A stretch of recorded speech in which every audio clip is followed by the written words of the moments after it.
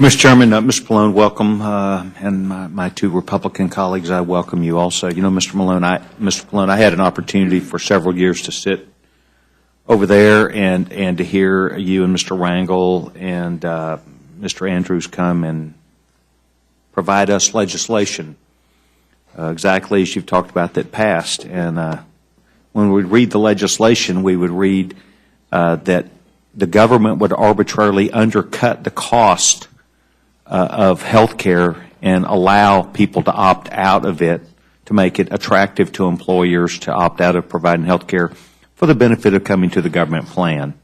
Then as you read in the plan, you find out that these committees and commissions could make decisions that were binding without judicial or congressional review. They would be mandatory programs that would live on forever at the discretion of the federal government. And I am not just anti-government. That's not really where I come from. Rather, I come from a higher standard that I think that's rule of law, and that I think that we should have a rule of law that would be a standard, and the free enterprise system would have to live up to that. There are lots of examples about how much better and more efficient the free enterprise system is with rule of law as a governance over it. But I think that where Republicans are coming from is it's not working. What the President has done does not work. It is big government. It is more spending. It is government arrogance. It is taking over free enterprise systems, whether it be in energy or health care or financial services. This is an activist government that fights against employers. We've seen a tremendous job loss. We sat here and listened over and over again about this grand scheme, this plan that the President had and that the Democrat majority would have for the country. We're in trouble. We're in real trouble right now, and we've been in trouble. But the trouble comes from when you take away the advantage of marketplace, competition, creativity, innovativeness, and the actual ability for Americans to have a fight at providing the goods and services of this great nation as opposed to the government. And when you talk about the health care rules and regulations or the laws that have been passed, it literally puts 10 of probably the 19% of the health care system directly under the control of the government, of literally people who are unelected. We don't know their names, and they have control over our lives. So I consider that un-American. I think it does not work. And so today we're in a legislative process trying to effectively come and stand and say it's not only not sustainable, it is creating worse behavior and bigger problems. The answers that Republicans have many times is this, that we believe that the tax code should allow a person to use on a pre-tax basis for health care and insurance that which they need to get for themselves in the marketplace, and we can take care of ourselves quite well.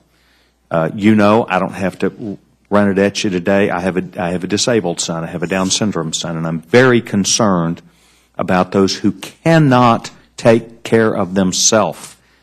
That is the role of government. The role of government should be to take care of and to help those that cannot effectively take care of themselves. Those are seniors, those are intellectual and physical disability, and they are poor people.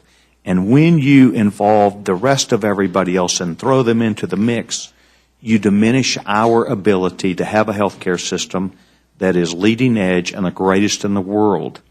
We should be hung up in this Congress on taking care of people that are have-nots, that three group of people that I'm talking about, not trying to mess around with everybody else and get involved in their lives and to form a system or something that's more expensive and does not work. So I'm going to continue to be an advocate for the free enterprise system. I think I'm an advocate for people with disabilities, because I guarantee you that as I approach 70, 80, and 90 years old, my baby son who turned 18 several days ago, he will be competing in a system competing in a system that should have been designed for his success, not where he has to go and stand in line and compete against people mostly that would be in this room. And it's terribly, terribly distressing to me to know that the entire system could be in failure and that he will have to fight to get what should be rightfully his through no fault of his own, because we tried to run the system rather than solve the problem.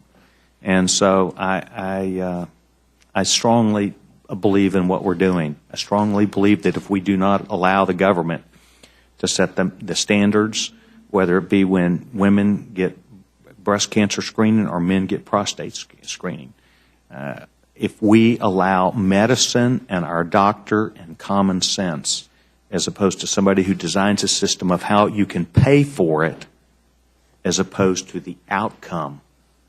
And Republicans are hung up on outcome. We're hung up on getting health care better, and this federal government understanding what is in its strike zone, and that should be to help people who cannot effectively help themselves instead of running the entire health care system. So I think in fairness to you, you'll be here many more times. I will be too. I don't mean to lecture you. You do not mean to lecture me. But Republicans do have ideas. We have regularly touted our ideas. We've been forthright about our ideas. And it would be, I think, disingenuous to say that we don't ever support or have better ideas than what are thrown at us. We care about people equally as you do, but are trying to find a model which works as opposed to non-sustainable. Mr. Chairman, I appreciate the time. I yield back.